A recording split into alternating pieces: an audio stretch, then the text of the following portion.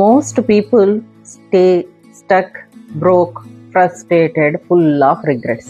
ఇది నేను చెప్పడం కాదు, మనం ప్రతిరోజు చూస్తున్న నిజం. మీకు కూడా ఎప్పుడైనా ఇలా అనిపించిందా? నేను క్యాపబుల్, కానీ ఎందుకు సక్సీడ్ కాలేకపోతున్నాను? ఇవాళ మీకు నేను ఒక నిజం చెప్తున్నాను. ఒకవేళ దీన్ని గనక మీరు యాక్సెప్ట్ చేయగలిగితే మీ లైఫ్లో ఒక పెద్ద చేంజ్ని చూస్తారు. అదేంటో చూద్దామా మరి? చాలామంది నేను క్యాపబుల్గా ఉన్నాను, నేను అన్నీ చేస్తున్నాను, కానీ సక్సీడ్ అవ్వట్లేదు అంటారు. చాలామంది స్టక్ అవుతారు, బ్రోక్, ఫ్రస్ట్రేటెడ్, రిగ్రెట్స్ తోటి. ఎందుకంటారు? టాలెంట్ లేక కాదు కదా, ఐడియా లేక అది కూడా కాదు, ప్రపంచం అన్ఫేర్ కాబట్టి అని చాలామంది ఫీల్ అవుతారు. వాళ్ళు స్టక్ అవ్వడానికి అసలు కారణం డిసిప్లైన్ లేకపోవడం. డిసిప్లైన్ అంటే నిశ్శబ్దంగా, బోరింగ్గా అనిపించే మనకు ఒక డైలీ ఫోర్స్. కానీ అదే ఫోర్స్ మన డ్రీమ్స్ని రియాలిటీగా మారుస్తుంది. మీరు అనుకుంటారు, మోటివేషన్ ఎవరైనా ఇస్తే చేస్తాను, వస్తే చేస్తాను అని. రెడీ అనిపిస్తే స్టార్ట్ చేస్తాను, పర్ఫెక్ట్ టైం కోసం వెయిట్ చేస్తున్నాను అని చాలా కారణాలు చెప్తూనే ఉన్న పనిని పోస్ట్పోన్ చేస్తూ ఉంటారు. కానీ ఇది చాలా పెద్ద తప్పు. సక్సెస్ అంటే మనకి చేయాలనిపించకపోయినా పని చేయడం, అలసిపోయినా, డౌట్స్ ఉన్నా, ఎవరు చూడకపోయినా మీరు కంటిన్యూ చేస్తే అదే. రియల్ లైఫ్లో మనకి చాలా ఎగ్జాంపుల్స్ కనిపిస్తూనే ఉంటాయి. ఒక నీట్ స్టూడెంట్, ఫుల్ మోటివేషన్, కానీ కొంచెం లేజీ, ఎక్కువగా ఫోన్ చూస్తూ ఉంటాడు. రేపటి నుండి చేస్తాను, తర్వాత చేస్తాను అని పోస్ట్పోన్ చేస్తూనే ఉంటాడు. కానీ 1 సంవత్సరం తర్వాత చాలా రిగ్రెట్ అవుతాడు. కానీ ఇంకో స్టూడెంట్ రోజుగా 2-3 గంటలు డిసిప్లైన్గా చదువుతాడు, చిన్న చిన్న స్టెప్స్, కానీ కన్సిస్టెన్సీ మిస్ అవ్వడు, తను ర్యాంక్ తెస్తాడు. ఇందులో డిఫరెన్స్ ఏంటి? డిసిప్లైన్. అలాగే మనలోని ఫైనాన్షియల్ ఇండిపెండెంట్ కావాలని ఉమెన్ ఎంతోమంది బిజినెస్ స్టార్ట్ చేస్తారు, 5 days ఎఫర్ట్ పెడతారు.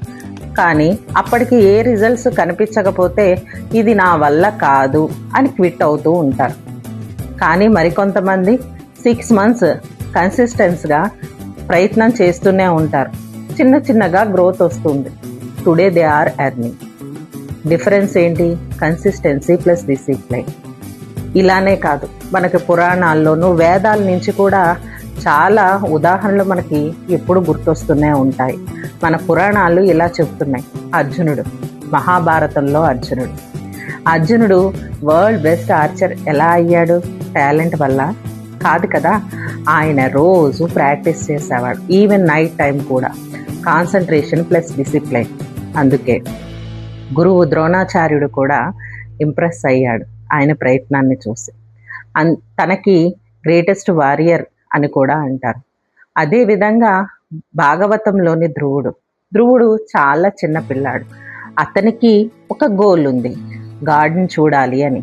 మంత్స్ పాటు మెడిటేషన్, తపస్సు చేశాడు. డిస్ట్రాక్షన్స్ ఎన్ని ఉన్నా సరే, పెయిన్స్ ఎన్ని ఉన్నా సరే తట్టుకుంటూ అదే కొనసాగించాడు.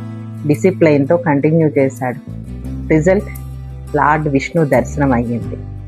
అంతేకాకుండా today also we are remembering him. ఎగ్జాంపుల్గా ఋషులు కానీ, వేదాస్, మన ఋషులు ఇయర్స్ ఆఫ్టర్ తపస్సు చేసేవారు. Strict discipline, daily routine, focus, self control. అందుకే వాళ్ళు వేదాస్ క్రియేట్ చేశారు. నాలెడ్జ్ జనరేషన్ కూడా డిసిప్లైన్ వల్లే. ఇక మిగతా విషయాలకు వస్తే మీరు అనుకుంటారు, నాకు మూడ్ లేదు, నేను చేయలేను, నేను రెడీ కాదు. కానీ అసలు నిజం ఏంటంటే action creates the mood, discipline creates the success. మీరు స్టార్ట్ చేస్తే మోటివేషన్ దానంతట అదే వస్తుంది. అర్థమైందా మీకు?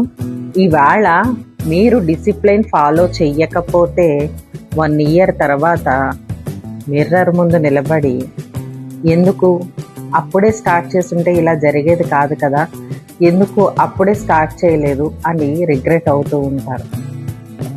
అంతే కదా. ఈవేళ స్టార్ట్ చేస్తే సేమ్ మిర్రర్ ముందు మీరు ప్రౌడ్గా నవ్వుతారు. అది ఒకసారి తలుచుకోండి, మజా వస్తుంది. మోటివేషన్ కాదు, డిసిప్లైన్ని, లైఫ్ని మార్చుతుంది. అందుకే చెప్తున్నా, చిన్నగా మొదలు పెట్టండి.